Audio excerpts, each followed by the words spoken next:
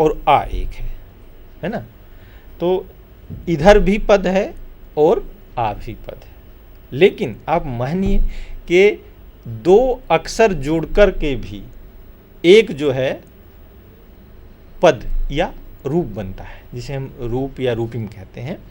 आजा यानी कि आ जाने के लिए, माँ और ता है ना, दो हैं, माता हो गया। अब रूप जो है वह शब्द बनता है।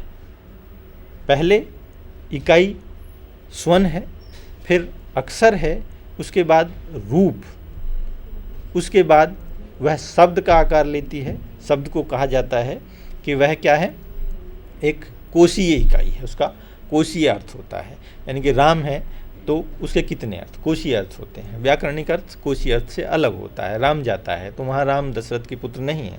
कोश में आपको पुत्र दशरथ के दिखेंगे, लेकिन व्याकरण के प्रयोग पर जब हम जाएंगे कि राम जाता है तो राम क्या है, संज्ञा है और संज्ञा पदबंध है। जाता है एक क्रियापद बंध है, तो एक संज्ञा पदबंध और एक क्रियापद बंध। वहाँ दशरथ के पुत्र होने से व्याकरण की दृष्टि से कोई लेना देना नहीं रहता है।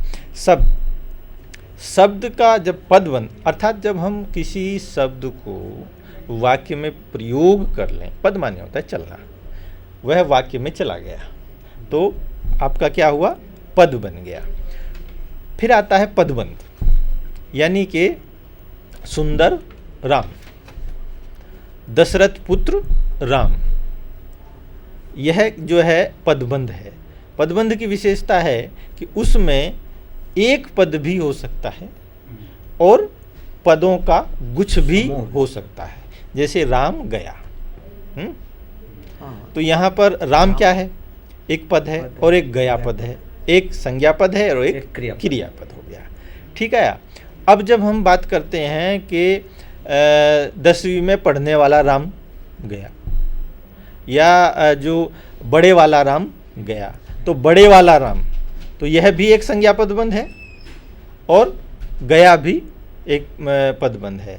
स्कूल गया है ना, तो स्कूल फिर से संज्ञा है ना। तो इस तरह से पद जो है वह अकेला भी आ सकता है और गुच्छ के साथ भी आ सकता है। पद और पद मिल करके हमारे वाक्य का निर्माण करते हैं। लेकिन इससे पहले एक जो स्तर है वो आता है उपवाक्य का। वाक्य जो है अपने आप में वाक्य भी हो सकता है और दो उपवाक्यों का योग भी हो सकता है। राम बैठा है लेकिन पढ़ नहीं रहा, पढ़ना अलग है। राम बैठा है और श्याम खड़ा है, तो एक हमने बताया कि एक बैठा है और एक खड़ा है। एक उपवाक्य पहला और एक उपवाक्य दूसरा है ना। राम बैठकर पढ़ रहा है।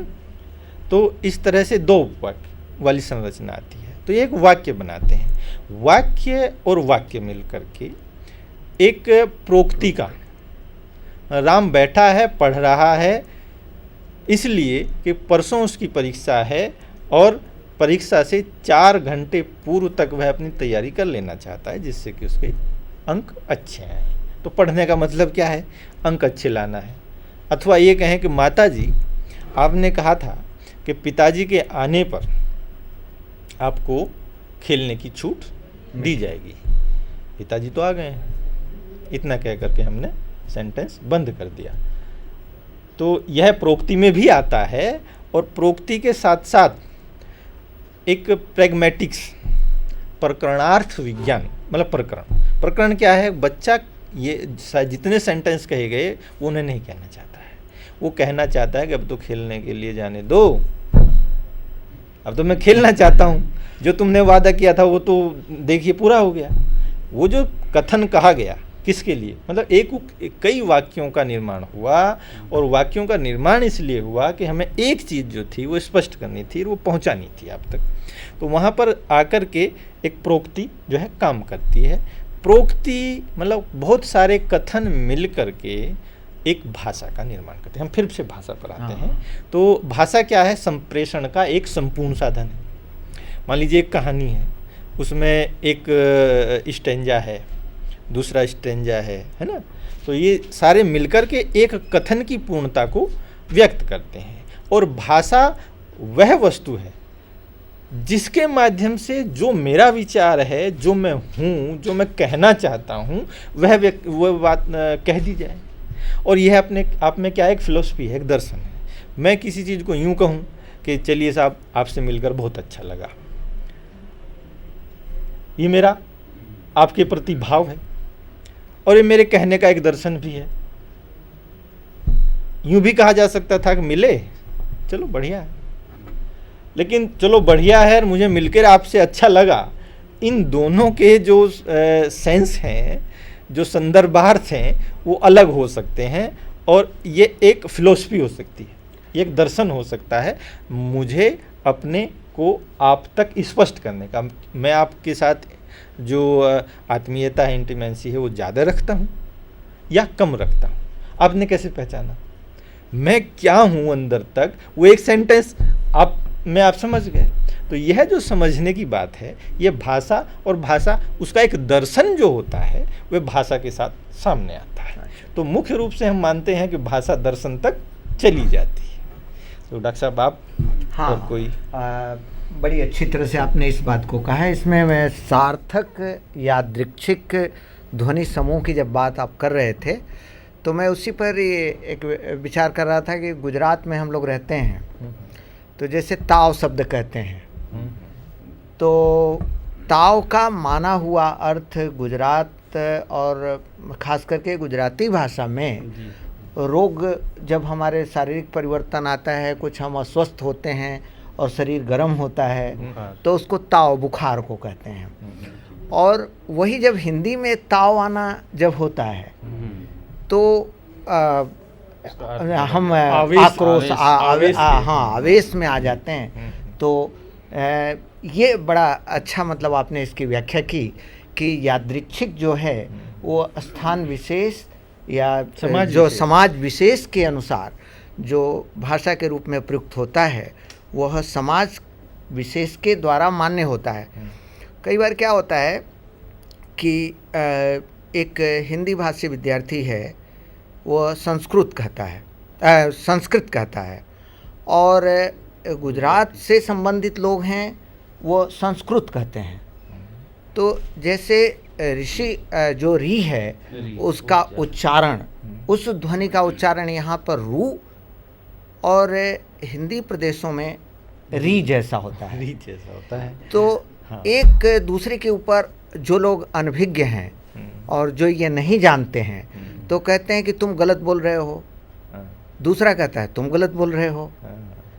अगर वे भाषा विज्ञान से अवगत हैं, उसे जानते हैं, थोड़ी उसमें पैठ है, तो इस चीज़ को समझ जाएंगे कि ये मानी हुई बात है, जिस चीज़ को माना गया है उसे ही स्वीकार करना पड़ेगा और वही सही है। इसको आपने बड़े अच्छी तरह से अन्य उदाहरणों के द्वारा बड़ा ही स्पष्ट किया। यानी यह भाषा का प्रयोग एक समाज विशेष के लिए है और उसका विस्तार हो सकता है, यह यादृच्छिक है। इस संदर्भ में एक बात मैं हाँ जी कि जो उच्चारण होता है, रीरी जो है, प्रादेशिक औच्चारणिक रूप से उसका जो उच्चारण प्रक्रिया है वो कठिन है। भाषा जो है कठिन से सरल की ओर जाती है। अपने आप में यह एक स्पर्श संघर्षी, मतलब बहुत संघर्ष के बाद इसका उच्चारण किया जाता है और वह संभव न होने से सुविधाजनक रूप में गुजराती रू के रूप में करता है और हिंदी भाषी री के रूप में कर लेता है। वास्तव में इस तरह ये जो संघर्ष है ये होना चाहिए, है ना। तो वैसा हम कर नहीं पाते हैं, या तो रू कर लेते हैं या री कर लेते हैं।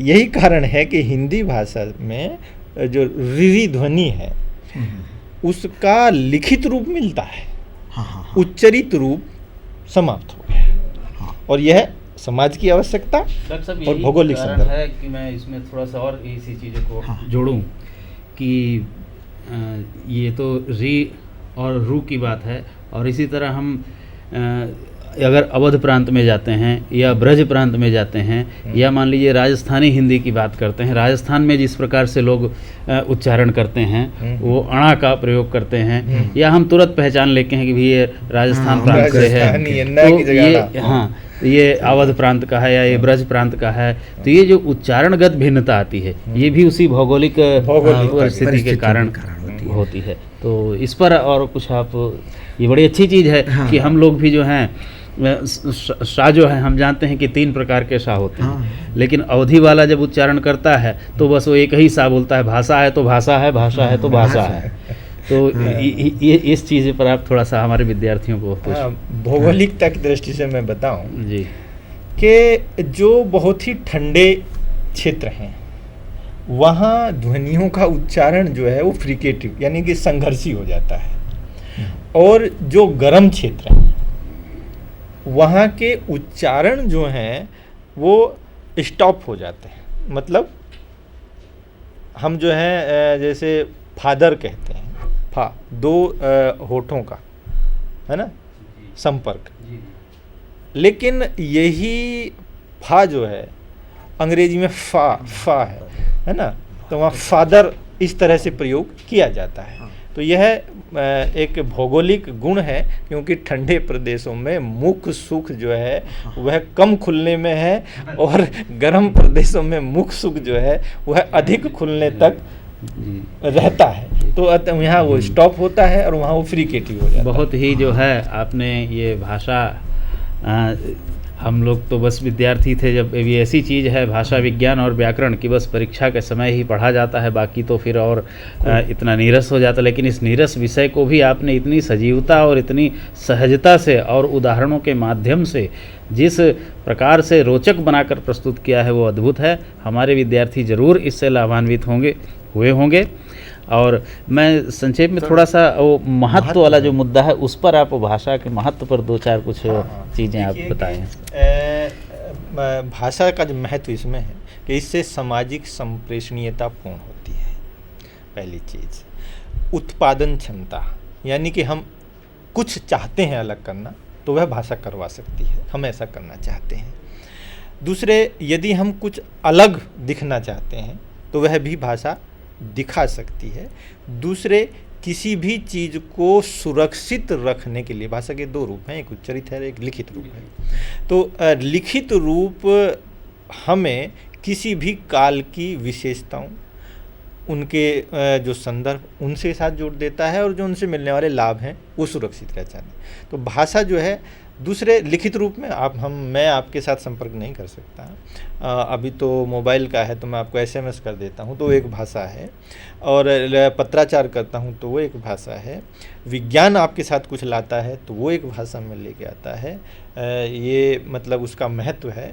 दूसरे, कुछ भी गतिशीलता लाने के लिए समाज में एकमात्र विकल्प भाषा है। आप राजनीतिक हों, आर्थिक हों, धार्मिक हों, कोई भी क्रियाकलाप अगर आप करना चाहते हैं तो भाषा के अभाव में आपका वह क्रियाकलाप कदापि पूर्ण नहीं हो सकता। आपके सामाजिक संस्कार बगैर भाषा के नहीं हो सकते। आप कहीं आना जाना, खाना पीना, रहना सहना, सोना उठना बैठना यदि किसी को बताकर किसी के दूसरे के साथ संपर्क के माध्यम से करना चाहते हैं तो वह भाषा ही आपसे कराएगी। आप जब तक गिलास में पानी नहीं मांगेंगे आपको पानी नहीं मिलेगा। जब तक आप स्विच ऑन करने के लिए नहीं कहेंगे स्विच अपने आप से ऑन नहीं हो जाएगा, या कोई दूसरा ऑन नहीं कर सकता है। आपको कोई चीज़ चाहिए तो वह भाषा आपको दिलाएगी। इस प्रकार से मनुष्य के जीवन का एक बहुत बड़ा जीवन आधार, यह कहें कि एकमात्र ऐसा आधार जिसके आधार पर व्यक्ति अपना संपूर्ण कार्यकलाप संपन्न करता है, वो भाषा है। हाँ साहब, देश की आज़ादी में भी एक सूत्रता में बांधने का काम जो है इस भाषा ने ही किया। और आज वैज्ञानिक युग में हम देश विदेश से एक साथ एक सूत्र में बंध रहे हैं, उसमें भी भाषा का ही योगदान है। इसलिए भाषा का विकास मानवता का विकास है, हमारा अपना विकास है। और अगर हम अपना विकास चाहते हैं तो इस भाषा का विकास सतत होना चाहिए। इससे मानवता विकसित होगी और इससे हम सही प्रयोग कर पाएंगे विज्ञान का, तकनीकी का, लोकोपयोगी, मानवोपयोगी। इस प्रयोग के लिए भाषा जरूरी ही नहीं, अनिवार्य रूप से यह है और इसका प्रयोग होते रहना चाहिए। धन्यवाद। धन्यवाद डॉक्टर साहब। हाँ। तो आज आपने देखा, आपने सुना भाषा, उसका क्या अर्थ है, कैसे भाषा जो है वो एक सामाजिक वस्तु है। व्यक्ति भाषा के माध्यम से ही अपने विचारों का, अपने भावों का आदान प्रदान करता है। और डॉक्टर सुनील जी ने जो बताया कि भाषा ही वह वस्तु है जो समाज की नहीं, पूरी दुनिया की व्यवस्था के लिए सबसे महत्वपूर्ण वस्तु है।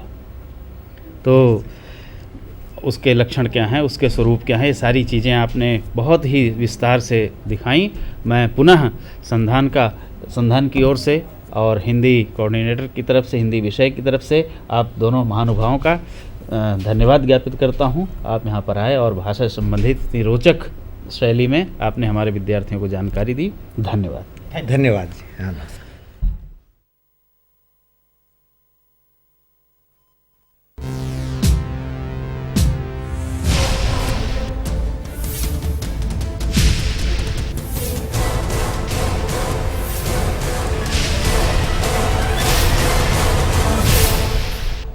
સંધાન ઓલ ગુજરાત ઇન્ટિગ્રેટેડ ક્લાસરૂમ સેટેલાઇટના માધ્યમથી જોડતી કડી એટલે સંધાન।